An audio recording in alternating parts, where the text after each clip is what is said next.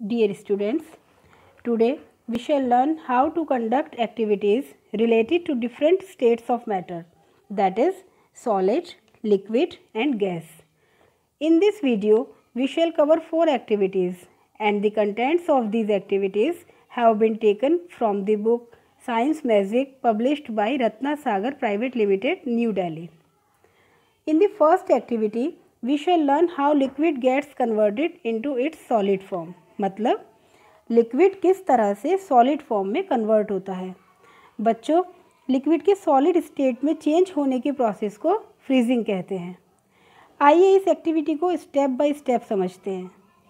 In these pictures we see that the water in the first picture gets converted into ice, जैसे इस slide पर second picture में दिखाया गया है। स्टूडेंट्स, ये इतनी सिंपल एक्टिविटी है कि अगर आप इसे केयरफुली देखेंगे तो एक ही बार में समझ जाएंगे। In the first step we keep some water in the freezer. What do we observe after some time? हम देखते हैं कि फ्रीज़र में रखने के कारण वाटर आइस में कन्वर्ट हो गया है।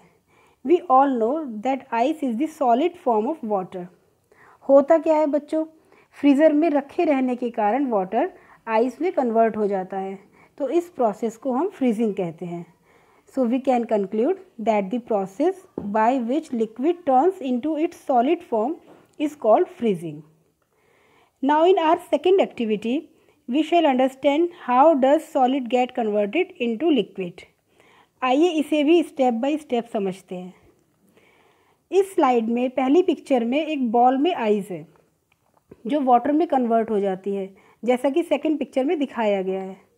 In the first step we take some ice cubes from the freezer.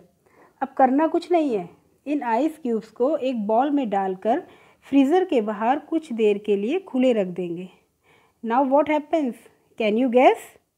Very simple, these ice cubes melt and convert into water. हमारी आइस क्यूब्स मेल्टिंग प्रोसेस से वाटर में कन्वर्ट हो जाती हैं।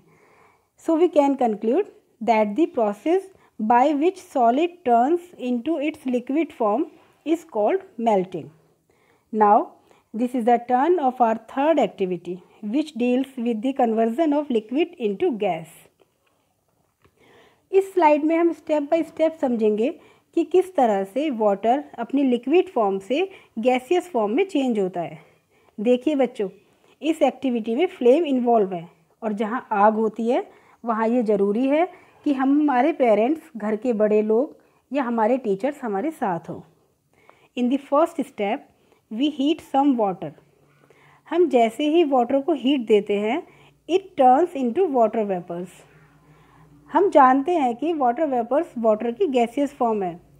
Means on heating water evaporates and changes into water vapours. बच्चों, इस process को हम इवेपोरेशन कहते हैं। Therefore, we can conclude that the process by which liquid turns into its gaseous form is called evaporation. Now let's understand our last activity which tells us how gas converts into liquid. Means water अपनी gaseous form यानी water vapor से liquid form में किस तरह convert होता है। इस activity में flame involve है, so be careful and ask an adult to help you in the conduction of this activity. First we shall request an adult to heat some water. क्या होगा अब? वाटर में से धुआं उठने लगता है। ये धुआं ही तो वाटर वेपर्स होती है। अब हम क्या करेंगे? We place a metal or a glass plate over this steam. इस उठते हुए धुएं के ऊपर हम एक प्लेट को कुछ ऊंचाई पर इस तरह प्लेस करते हैं जैसे इस स्लाइड पर सेकंड पिक्चर में दिखाया गया है। चूँकि प्लेट ठंडी होती है इसलिए this steam cools down to form drops of water, और in other words steam condenses to form water. इस स्टीम का, या जिसे हम धुआं या भाप कहते हैं, पानी की बूंदों में चेंज होना कंडेंसेशन कहलाता है। So what can be concluded?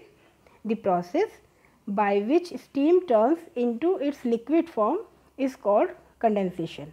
तो बच्चों, I think that now you can perform these 4 activities under the supervision of your elders and teachers. Thank you. Wish you all the best.